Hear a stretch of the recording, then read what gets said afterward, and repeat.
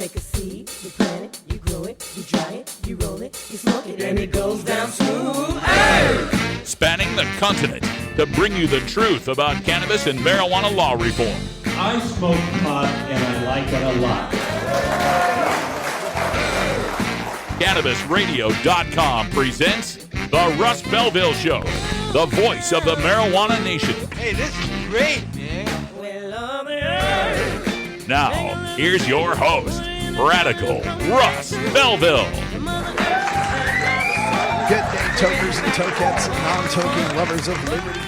It is Thursday, May 19th, 2016, and it's got to be 420 somewhere in the world.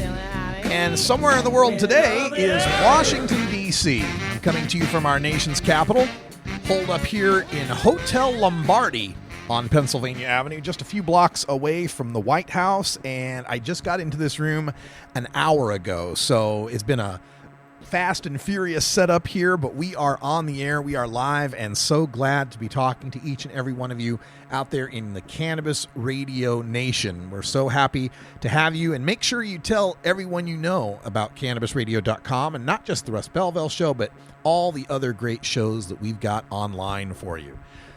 Today's show, like I said, it's kind of fast and furious setup, but while I was in the air today, flying from Portland to Minneapolis to Washington, D.C., all sorts of great news happened in the world of medical marijuana, in the world of decriminalization, in the world of our military veterans, in the presidential campaign. We got a ton of headlines to get to. They're coming up right after this first break in our Cannabis Radio News, so stay tuned for that. Also coming up on the show today, in Behind the Headlines, we're going to take a look at the fight for marijuana legalization in California, and how the police and prison guards unions are raising money to fight it. You remember when cops used to say, we don't make laws, we just enforce them? Well, that's not the case when it comes to marijuana. They're all about making the laws when it comes to marijuana, so we'll tell you all about that in Behind the Headlines. In our drug war data mining today, we're going to take a look at the campaign in Arizona, where there's a little bit of hypocrisy going on the fundraising against the Arizona marijuana legalization initiative. We'll tell you all about that and the campaign to embarrass the police and the district attorneys and all these people that are trying to fight to keep us criminals. So we'll tell you about that in drug war data mining. At 1:30 on the show today, it is a Thursday, and every other Thursday we visit from Law Enforcement Against Prohibition in our segment that we call Cops Say Legalize Drugs. We got Tim Johnson joining us. He's a retired patrol officer from the state of Ohio. So we'll ask him about his opinion on what's going on with Ohio's medical legislation and the possibilities of legalizing marijuana in the Midwest. And then we'll take it all to the Radical Rant. And in the rant today, we're going to talk a little bit about the ongoing campaigns to legalize marijuana and the ridiculous opposition that we hear from some people who should know better, people who smoke pot themselves and yet want to fight to keep us all criminals, people that say they want legalization but are doing everything they can to hand a victory to Kevin Sabet and Project Sam. That's right, we're going to talk about stoners against legalization coming up in the Radical Rant today. And then in hour 2, Toker Talk Radio, we'll take your calls here at 971-533-7111. And we've got more news on seniors and marijuana, some great statistics showing how they are the fastest growing number of marijuana users in the country. It's not about the children, it's what about the seniors. We'll also talk a little bit more about the Veterans Administration and the outcome of this new amendment that has been passed that we're going to tell you about in the Cannabis Radio News. And we've got more information from all around the country, various states, various counties that have had their elections, and whether or not they're choosing to ban or accept marijuana businesses. All that's coming up on today's Russ Belville Show. Stay tuned. We're right back in 2 minutes.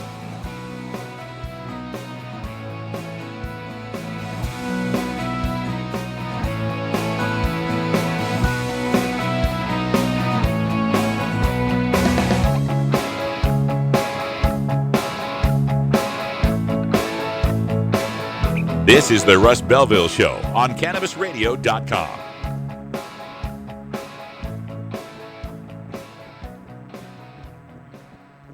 We don't limit how much you smoke, and we don't limit where you listen. Cannabis Radio is now on iTunes, Stitcher, and iHeartRadio.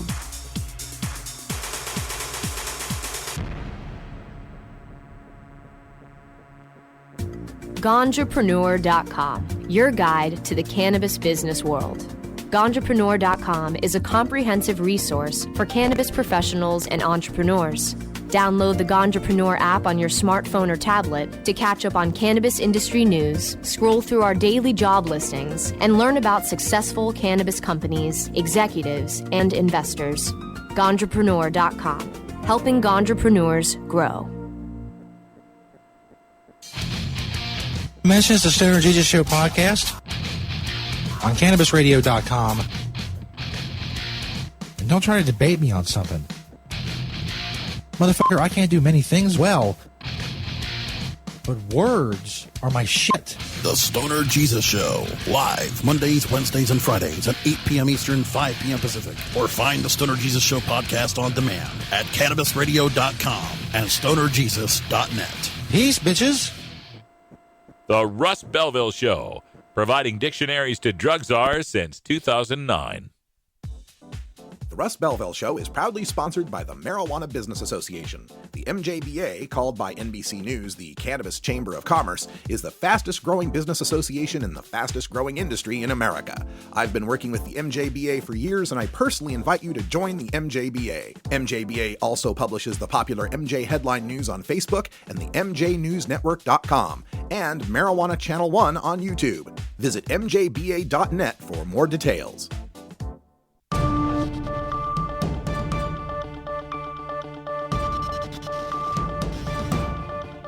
It's time for the Cannabis Radio News, covering the latest headlines in consumer cannabis, medical marijuana, and industrial hemp. Cannabis Radio News is now available exclusively at CannabisRadio.com. Now your marijuana headlines in 4 minutes and 20 seconds. This is Cannabis Radio News.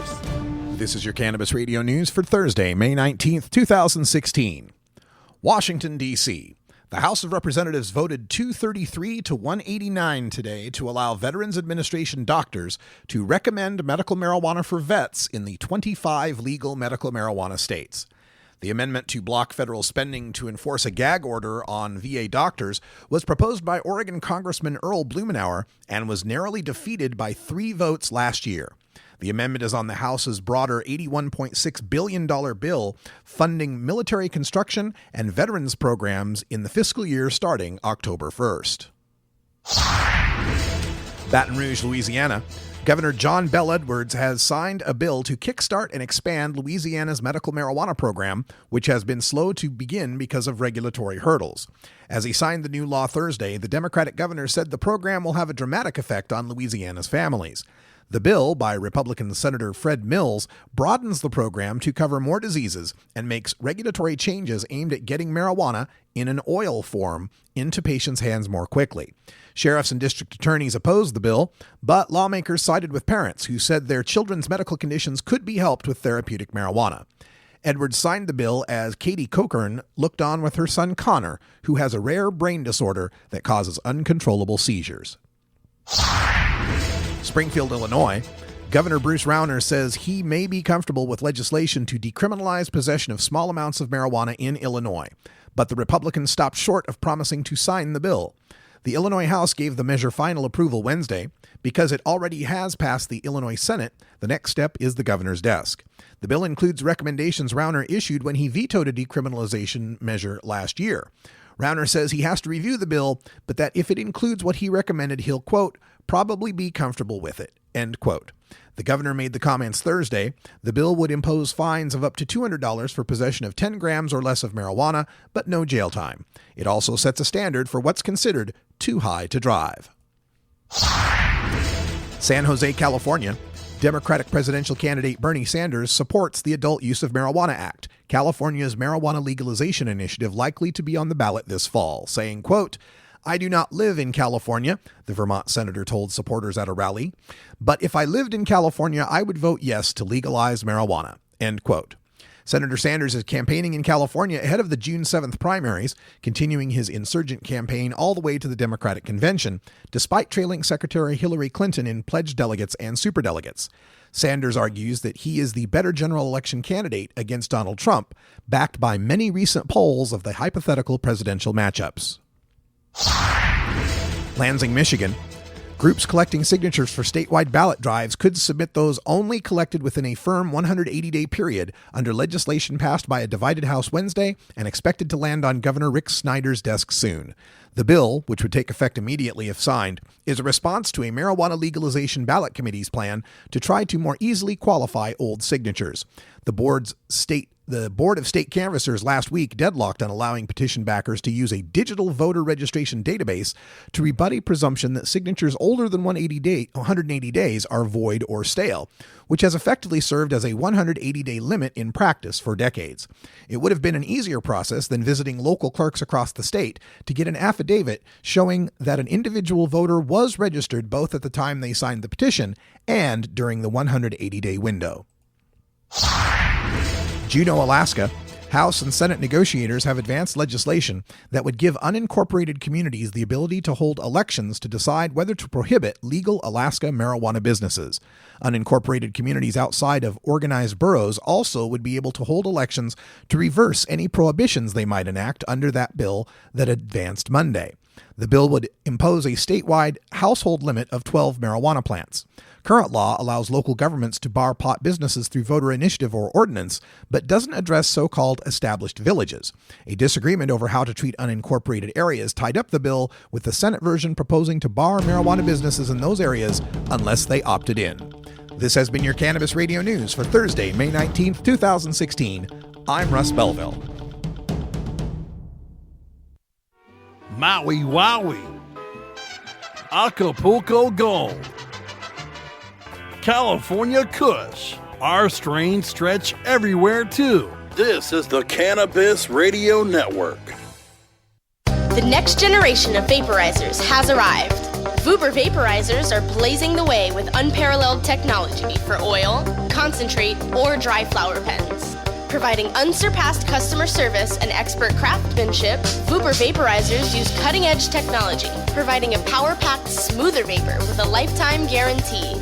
Experience vaporizing the way it was meant to be. The Vuber way.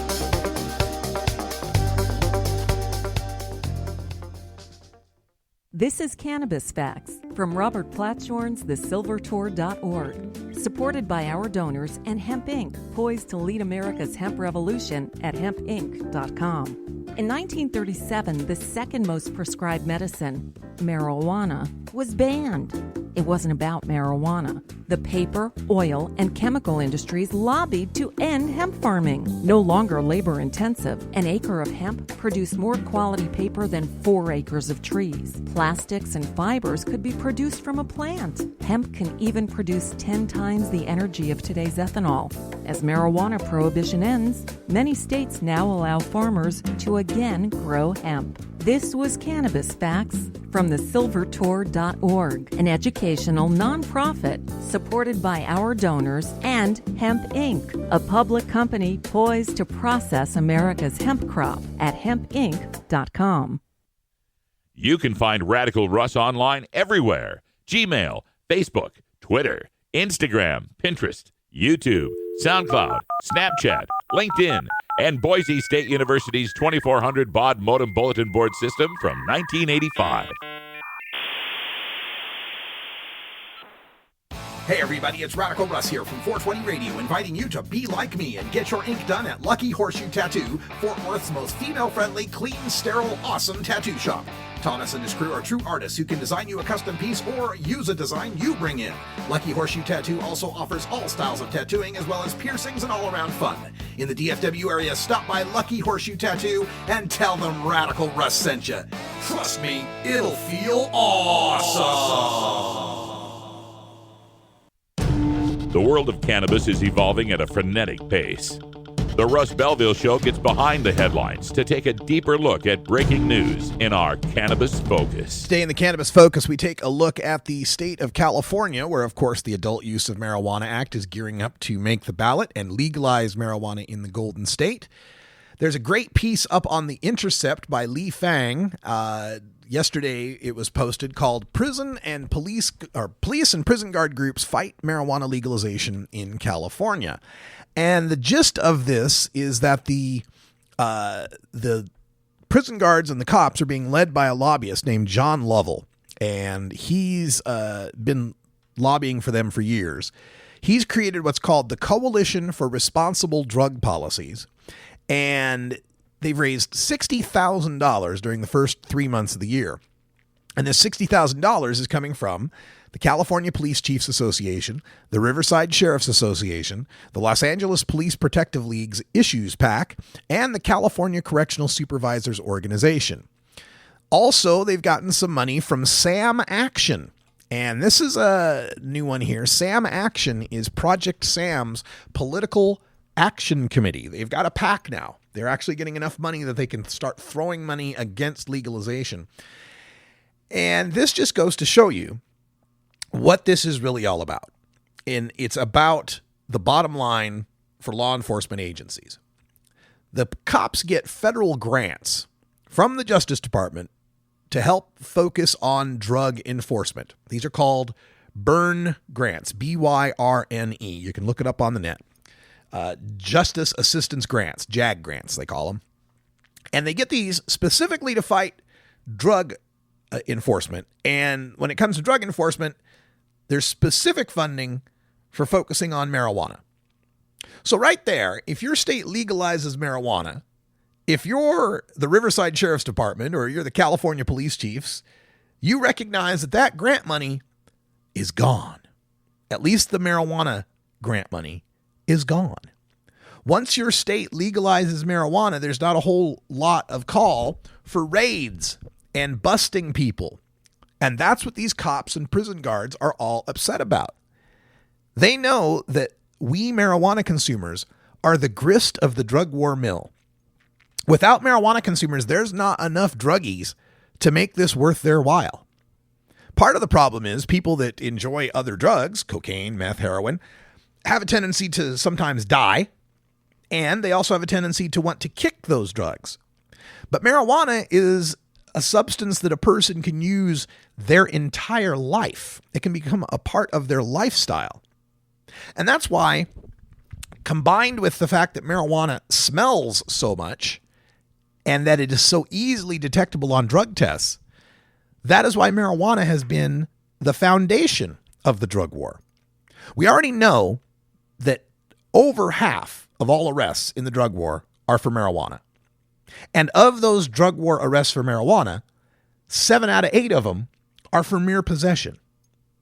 So when you take away the ability of cops to be able to mess with people for the smell of marijuana, to be able to conduct investigations based on the sight of marijuana, to be able to bust down people's doors on an anonymous tip that there might be some marijuana, when those things go away, cops are forced to have to actually go after real criminals, forced to actually enforce laws that we want to see enforced in this country, and they don't want to see their easy gravy train come to an end. Another part of this, of course, is asset forfeiture. In asset forfeiture, they can take your stuff if it's merely suspected of being part of drug proceeds. From 2002 to 2012, 10-year span, California agencies reaped $181.4 million from marijuana-related asset seizures. That's just the marijuana-related ones. $181.4 million, $18 million a year on average. And of course, once you legalize marijuana, asset forfeiture proceeds disappear. The Wall Street Journal reported in 2014 that when Washington State legalized their marijuana there, that they lost their asset forfeitures. So you know these guys don't want to lose the money from the grants. They don't want to lose the eradication. They don't want to lose the overtime they get when they get to fly in helicopters and pull up weeds in the forest. It's clear why these law enforcers are the primary donors to opposing marijuana legalization. And the only ones that are joining them are the greedy growers and the I Got's Mine crowd in medical marijuana that also doesn't want to see the competition for their easy cash cow. So if you're fighting against marijuana legalization in California, you're helping the cops. I am so full of anticipation that my genitals have sucked up into my body cavity. Well, that's pretty exciting. But I'm serious about this. I've got people on my Facebook page, longtime California activists, I've interviewed them on the show, that I'm having to unfriend. Because I'm sorry, I won't be friends with someone who's helping the cops keep me a criminal. Friends like that, I don't need enemies. Be back in just 2 minutes.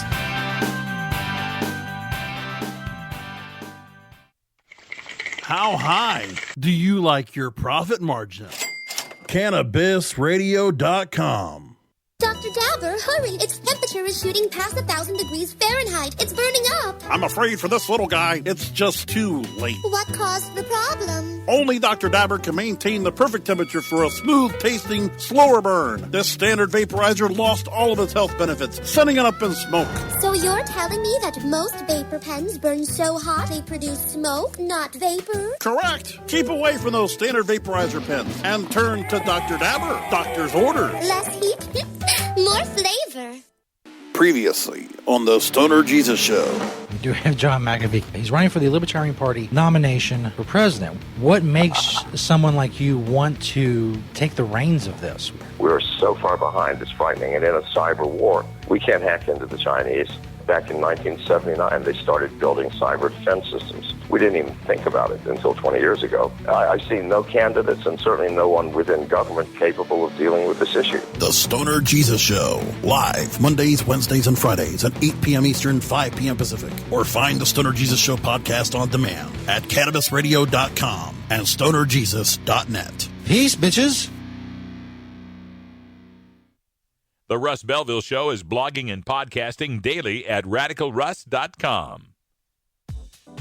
The Russ Belville Show is proudly sponsored by the Marijuana Business Association. The MJBA, called by NBC News the Cannabis Chamber of Commerce, is the fastest growing business association in the fastest growing industry in America. I've been working with the MJBA for years, and I personally invite you to join the MJBA. MJBA also publishes the popular MJ Headline News on Facebook and the MJNewsNetwork.com and Marijuana Channel 1 on YouTube. Visit mjba.net for more details.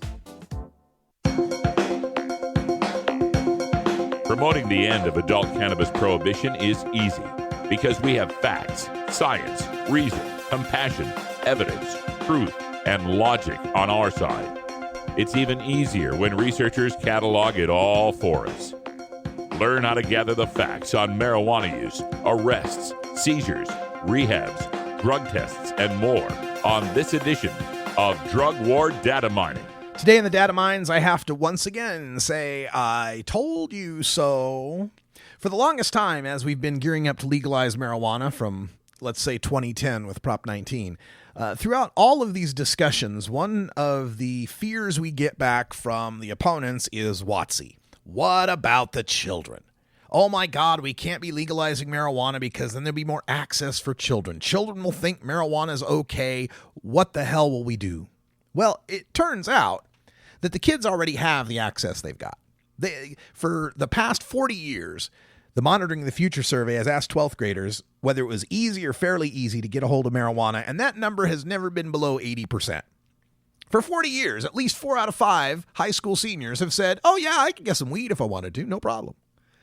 So how could their access possibly go up under legalization? It's going to dry up some of the black market. It's going to reduce the prices to make it a little less profitable. And the legal places selling the weed will check IDs.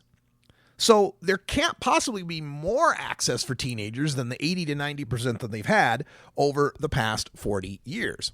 What I've been saying this whole time, ever since Prop 19, is that legalization of marijuana is not for the teenagers. It's not for the college-age young people. Legalization of marijuana is for the old farts like me. Well, now, I'm not that old. I'm 48 years old. But seniors, it turns out, is who legalization is for. Because people in their 40s and 50s and 60s and older don't have a guy. They just can't go out behind the shop class and find the guy that sells bags.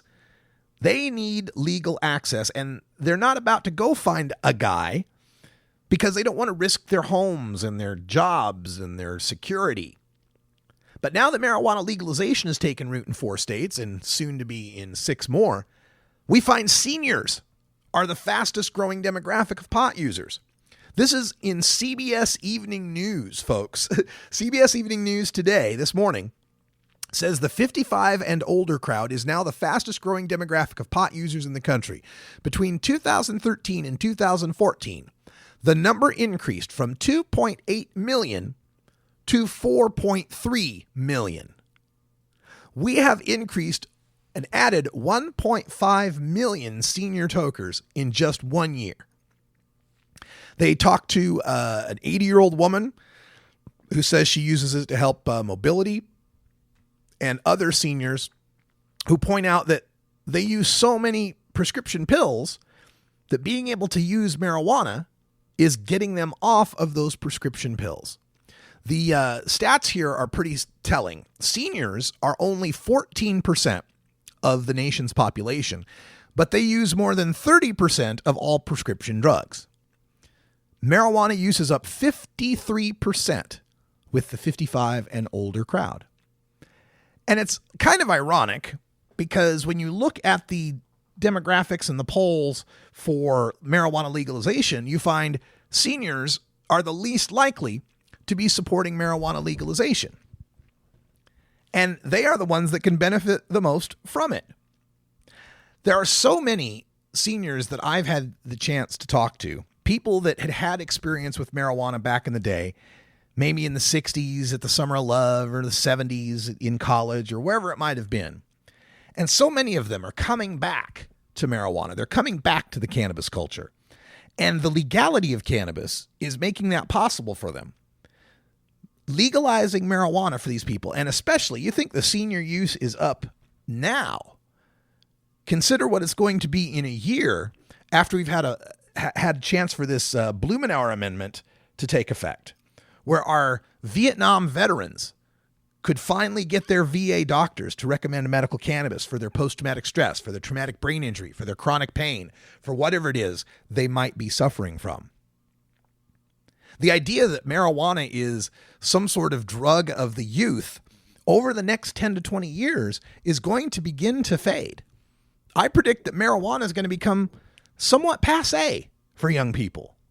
Yeah, somewhat like really not that big a deal, nothing to really get too excited about. It's going to turn into an old person's medicine. It's going to turn into milk of magnesia.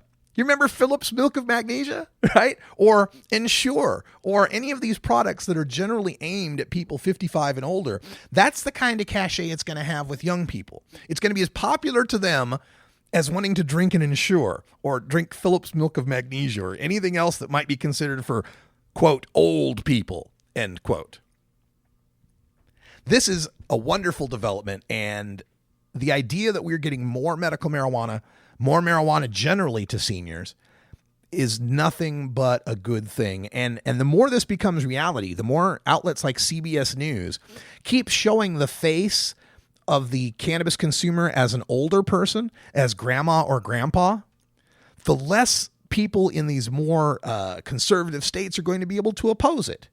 The more they're going to recognize that, hey, if grannies and grandpas in California and Oregon and all these other states, these older people are using it without much incident, and the use by the youth isn't going up, which we have not found in the marijuana states so far.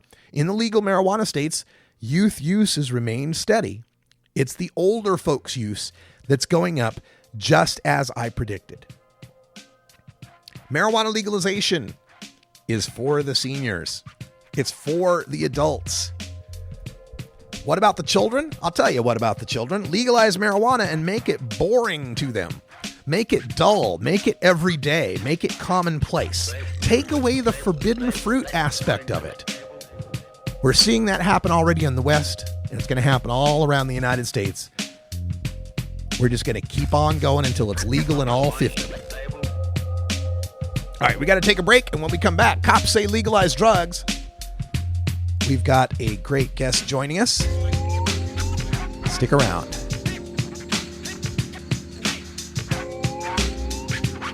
This is the Russ Belville Show on CannabisRadio.com.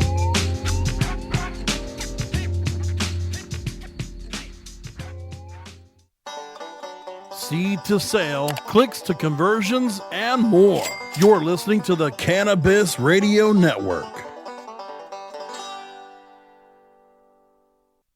Great websites today need expert web design and development and need to be e-commerce ready and mobile friendly. But building a marketable and profitable website can be an uphill climb. Ready to make your new website or replace your existing website? Think Orange as the new way to get in the black. Orange Hill Development works with Fortune 500 companies and offer the same top quality development service at a fraction of what other providers charge. Brands like Absolute, Carlsberg, and Nestea trust Orange Hill Development. Find out why you should trust your website with Orange Hill.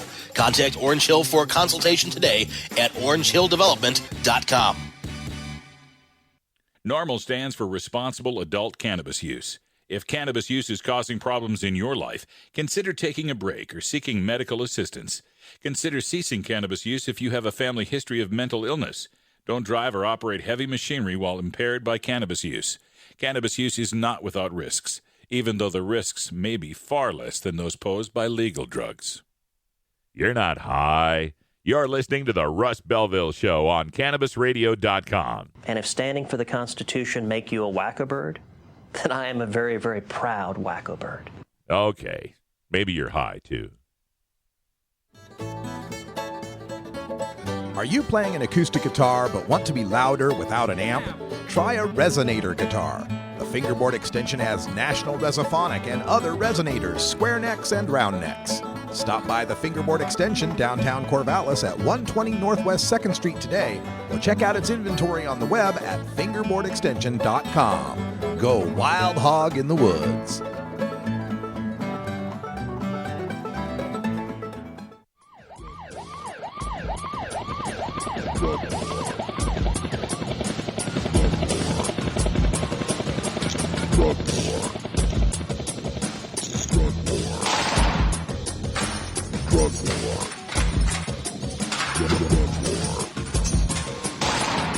One of the most disturbing elements of the Prohibition War is how it's made police the enemy of otherwise law-abiding cannabis consumers.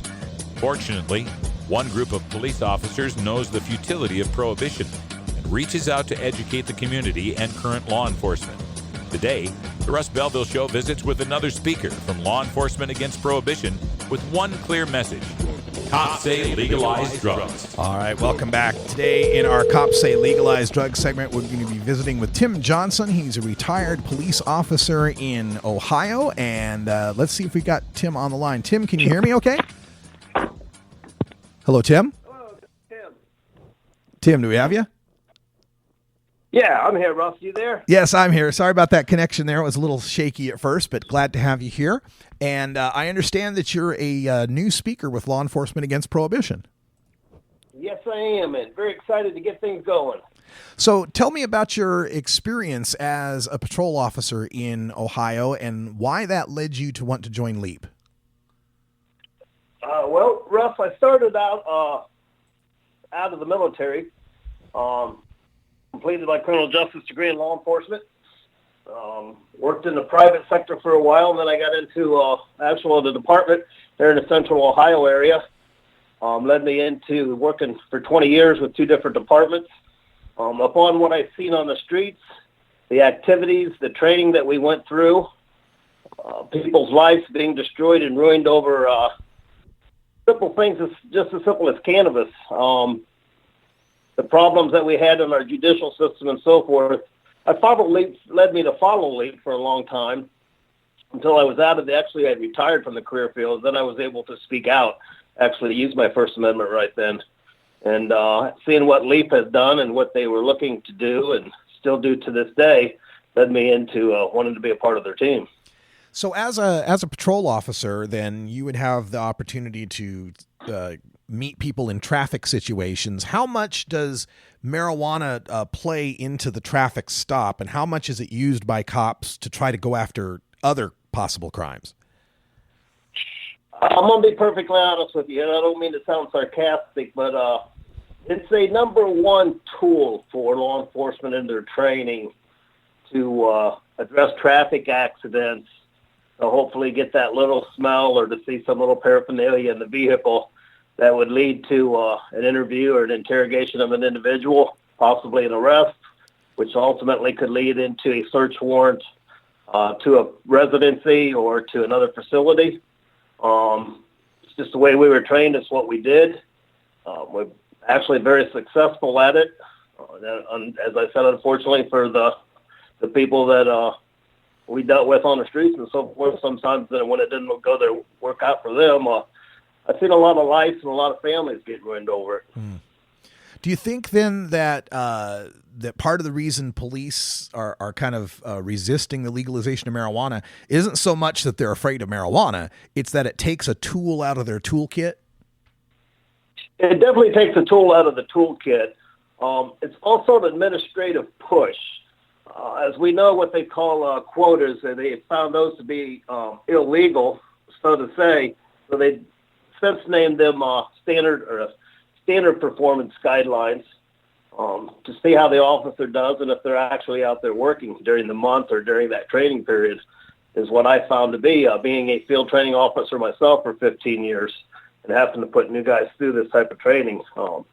It's part of the pressure, part of the job, part of the administrative stuff. It's a definite supplement to especially smaller departments' budgets, especially when you have get a nice arrest and bring in some nice cash, and the courts allow you to keep that. That funding there alone helps buy additional equipment.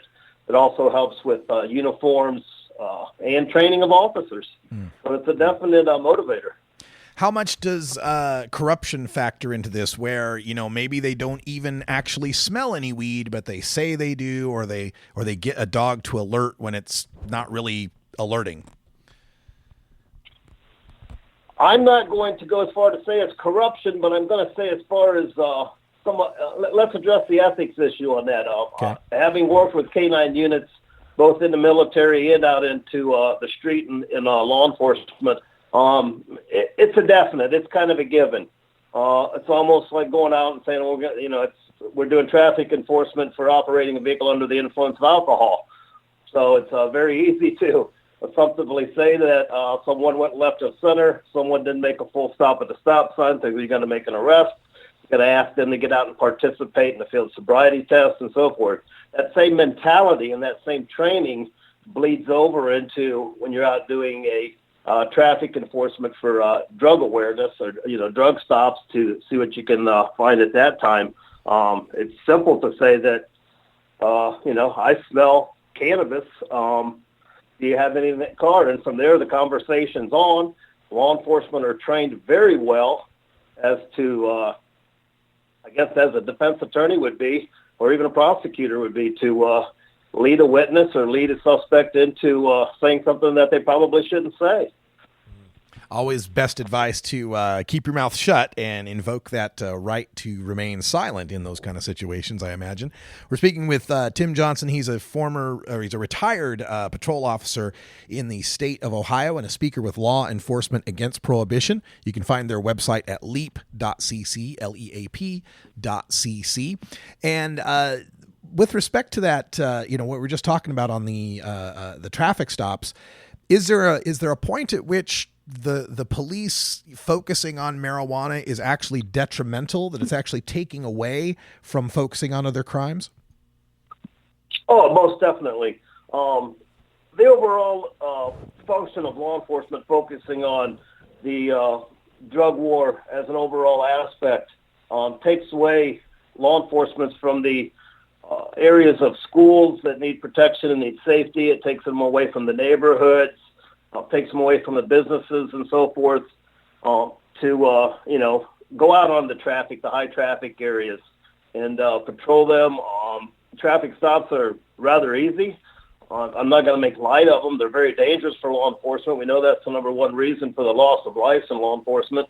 But it's very easy to go out and enforce traffic laws, to look for violations and so forth, but it definitely does take away from other areas that they could be patrolling and focusing on more so for the community as a whole. Another aspect of policing that's come under scrutiny especially in Ohio, considering the Cleveland case of Tamir Rice, is the interaction between patrol officers and members of minority communities, the Black community, Latino community. We've seen the stats that show, marijuana enforcement is very disproportionately racially enforced. But now that we've legalized marijuana in a few states, we still see that what arrests remain are still racially disproportionate. Is this a function of, has the drug war created this racial divide, or is it just exacerbating it? I think the drug war is exacerbating that problem. And law enforcement is the way that they're handling it by going after those specific neighborhoods. Actually, I did a lot of community relations was one of my specialties while I was in law enforcement, and it's quite easy for them to focus and go after those neighborhoods that are predominantly have social economic problems and so forth, where they're more condensed. The more people that's there, the more likely you're able to find some type of a crime and so forth. In reference to the legalization of marijuana and cannabis in the state, to me, myself, what I call it is re-legalized. And it's really not even legal. All they've done is employed more laws that law enforcement have, more tools actually for law enforcement to go out and enforce those laws as well, even though they say it's legalized. Now they're going to go out and they're going to check to see if you're following what they call the legalized laws.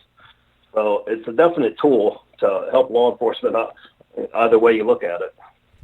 Currently in the state of Ohio, your legislature is working on a really restrictive medical marijuana bill, and then there's also a citizens initiative to try to have a more expansive medical marijuana bill.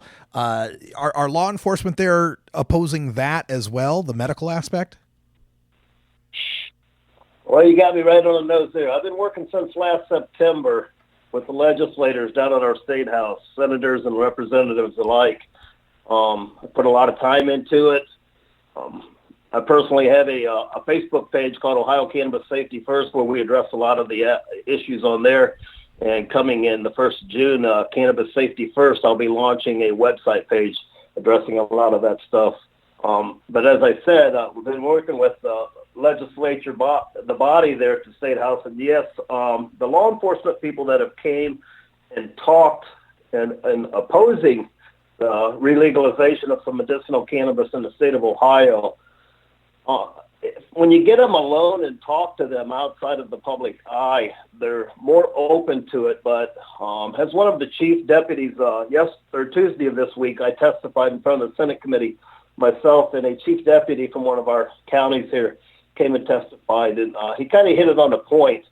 When he testified, he's doing what he has to do according to the administrative rules, guidelines, and policies of his career field.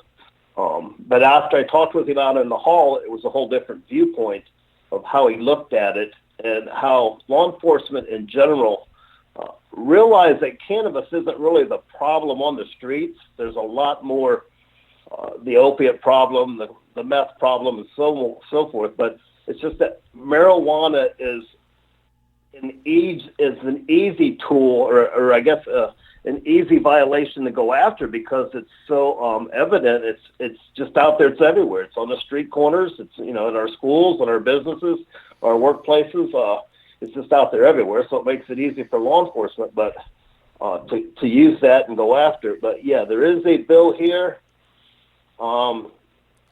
As of yesterday, when I was at the Senate hearing, they moved it to a Senate bill, and people here aren't real happy with some of the changes that were made in it. So there's a lot of pushback on it now. The group Marijuana Policy Project is here in Ohio pushing a citizen initiative-driven bill. Hopefully that will make it to the ballot, and it is moving strong. They are collecting signatures daily, so we're looking at that to be on the ballot in November. If the legislators have been told, if they don't want that in the Constitution, then what they need to do is trump that language. And at this point, they're quite a ways from trumping that language. They've actually made it more difficult. Yeah. Well, Tim Johnson, I also noticed that you're working with the Ohio Cannabis Nurses Association on this, and we appreciate you putting that work in. Before we let you go, is there any other contact information aside from that Facebook page you want to let people know about?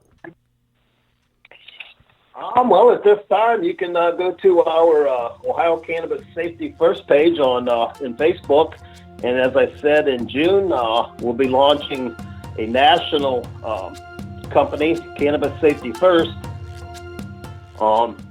which will address a lot of safety issues, a lot of security issues around this industry and as well as others. There's also the Ohio Rights Group I've been consulting with, as well as the aforementioned a association you mentioned that I've been consulting with. There's a multitude of different agencies or different associations and organizations here in Ohio that are trying to work together as a team effort to get something done. I've been doing a lot of consulting with. Well, thank you for doing that. Tim Johnson with Law Enforcement Against Prohibition. We appreciate you talking to us today. Thank you, Russ. This is the Russ Belville Show on CannabisRadio.com.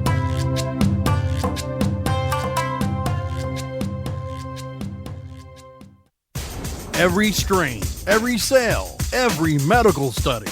Keep it right here on the Cannabis Radio Network. The next generation of vaporizers has arrived. Vuber vaporizers are blazing the way with unparalleled technology for oil, concentrate, or dry flower pens. Providing unsurpassed customer service and expert craftsmanship, Vuber vaporizers use cutting-edge technology, providing a power-packed, smoother vapor with a lifetime guarantee. Experience vaporizing the way it was meant to be, the Vuber way.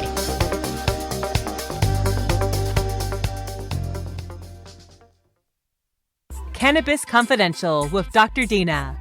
Candid. I want to give you the inside story. Captivating. I want to introduce you to my kind and amazingly talented friends. Compelling. We get to meet some of the most amazing cannabis activists and warriors around. Listen in as medical marijuana pioneer Dr. Dina shares never-before-heard stories, chats with cannabis insiders and celebrity friends, and provides invaluable perspective and insight into one of the fastest-growing industries in the world. I want to share with you what was once confidential information. Let's expose the truth, discuss the issues, and learn the facts. Cannabis Confidential, only on CannabisRadio.com. You're listening to the Russ Belville Show on CannabisRadio.com, where we don't change our mind on decriminalization during an election year. Hey everybody, it's Radical Russ here from 420 Radio, inviting you to be like me and get your ink done at Lucky Horseshoe Tattoo, Fort Worth's most female-friendly, clean, sterile, awesome tattoo shop. Thomas and his crew are true artists who can design you a custom piece or use a design you bring in. Lucky Horseshoe Tattoo also offers all styles of tattooing as well as piercings and all-around fun.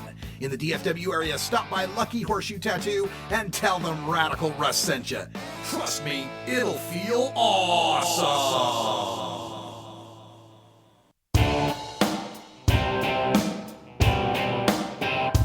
We must wage what I have called total war against public enemy number one. I support a change in law to end federal criminal penalties for possession of up to 1 ounce of marijuana.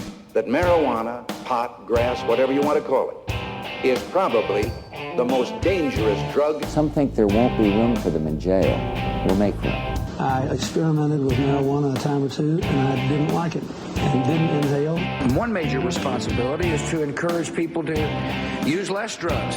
Entirely legitimate topic for debate. Radical Rant. Today in the Radical Rant, I want to talk a little bit about the ongoing campaigns to legalize marijuana and those who are opposing them. We've already talked with our Law Enforcement Against Prohibition professional who explained quite readily that the law enforcers are against marijuana legalization because A, it cuts into their bottom line, takes money away from grants and asset forfeitures that they could use, and B, that it's a handy tool. That's a handy tool to get around our constitutional rights to merely be able to say they smell weed or to say they're dog alerted and then escalate the situation into a search and an interrogation and a possible arrest. So it's become clear why the cops are against marijuana legalization. What's not so clear is why some pot smokers are against marijuana legalization.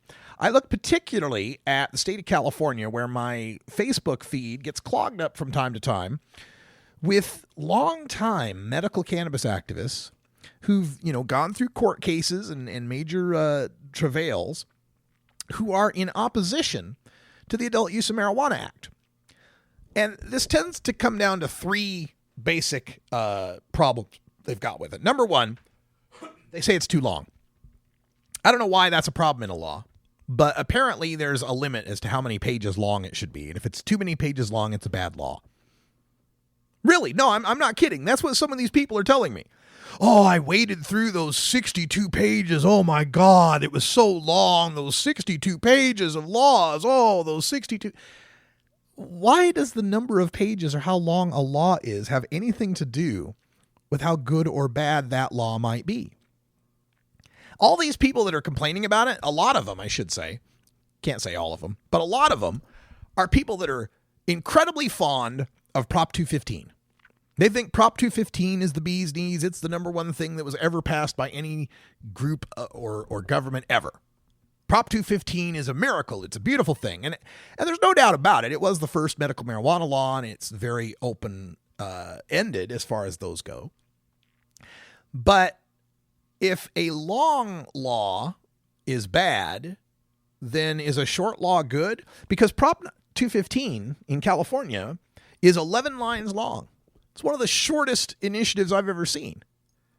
Does anyone think that Prop 215 solved the problem of medical marijuana in California? Well, certainly not if you take a look at all the places that have both indoor and outdoor cultivation bans. If you look at all the places that do not have access for patients because they don't have dispensaries, they've banned any marijuana licensees.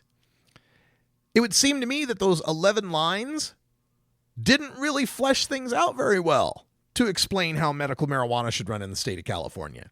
It's been the past 20 years of the legislature and the city councils and these county commissions all fighting over those 11 lines, all coming up with different interpretations of those 11 lines.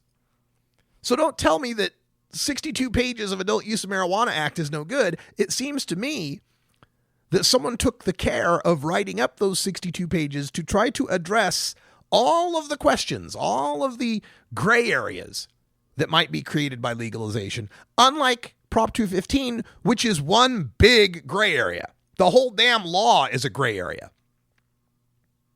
The number two problem these people have with the Adult Use of Marijuana Act is Sean Parker. Oh no. A very, very rich person ponied up $1 million for legalization. That must be bad. I can't tell you how many states that I visit that have strong activism groups who would kill for $1 million donation to push reform. But no, this buys into that old hippy-dippy anti-authority anarchist point of view that if it's big money, if it's big government, if there's money involved, if there's capitalism or commerce involved any way whatsoever, oh my God, it must be evil, must be bad. Sean Parker, why, he's a billionaire, and billionaires per se are bad. Really, that's what I'm hearing coming from some of these people and reading on their Facebook posts of what a terrible evil ogre Sean Parker is for kicking in $1 million to get marijuana legalized. Because of course, if he's kicking in $1 million to get it legalized, well, obviously he's trying to monopolize it. He's trying to set it up so he can be the only rich guy on marijuana, which makes no sense whatsoever. Sean Parker's plenty rich. He don't need no more rich. He got plenty of rich. And Sean Parker's money and wealth comes from the tech sector. Facebook and MySpace and all these other things he's invested in. Sean Parker's money would be so much better spent on what Sean Parker knows how to do. If Sean Parker was in this to make a whole bunch of money, he'd be looking into buying the next big startup, the next big .com. The money for him's not in legalizing marijuana. Sean Parker's not going to become some grow billionaire or something. He's in this because he believes that it should be legalized. Period.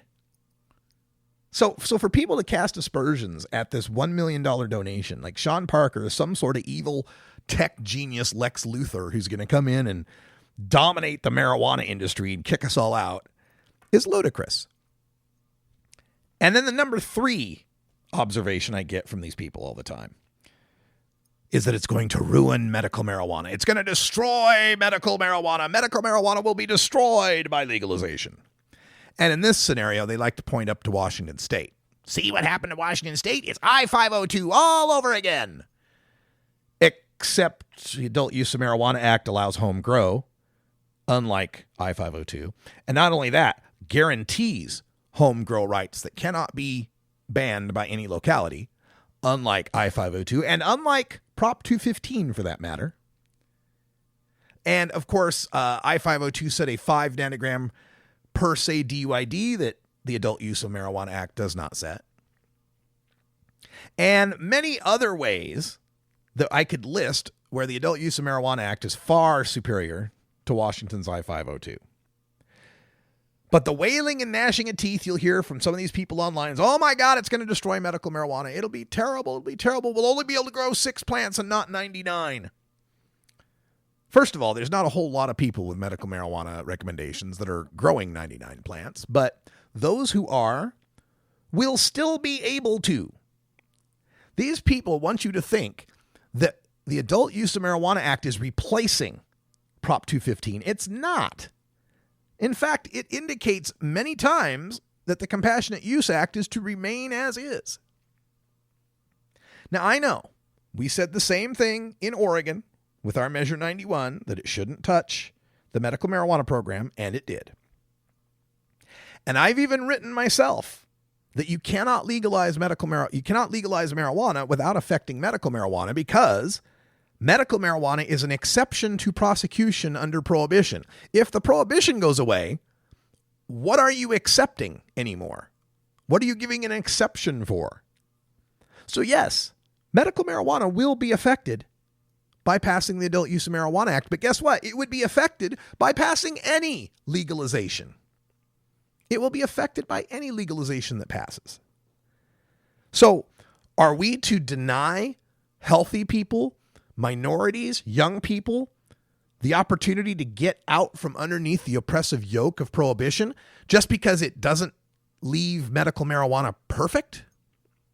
I would argue that legalization actually improves medical marijuana, because now you don't got to go see a doctor. All you got to do is go to a pot shop and buy the weed you want to buy, or grow the weed in the house that you want to grow. It's improving medical marijuana, especially in those places in California like Lake County, Fresno, where they're not allowing any cultivation whatsoever. But the Adult Use of Marijuana Act would guarantee you could at least grow a 6-plant indoor garden. That's an improvement on medical marijuana. I'm reminded of something Chris Conrad posted the other day. Chris Conrad, of course, a longtime California medical marijuana expert, court-certified experts, testified in numerous cases. And he points out that when he was working with Jack Herer on The Emperor Wears No Clothes, he was one of the guys, I've seen the pictures, he was one of the guys in the kitchen table helping to edit and put together The Emperor Wears No Clothes. And when Prop 215 came up, Jack Herer was against it. Jack Herer was against Prop 215 because he said the problem with Prop 215 is it'll set up a medical marijuana industry that'll become entrenched, and it will resist any attempts to continue further legalization. And once again, Jack was right.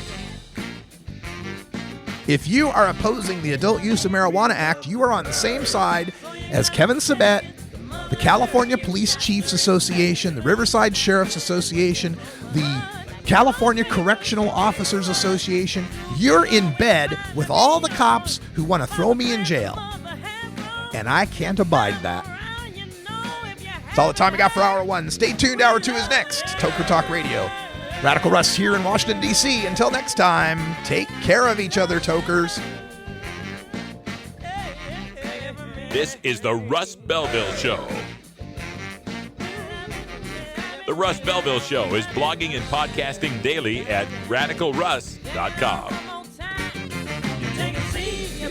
it, you grow it, you dry it, you roll it, you smoke it. You take a seed, you plant it, you grow it, you dry it, you roll it, you smoke it.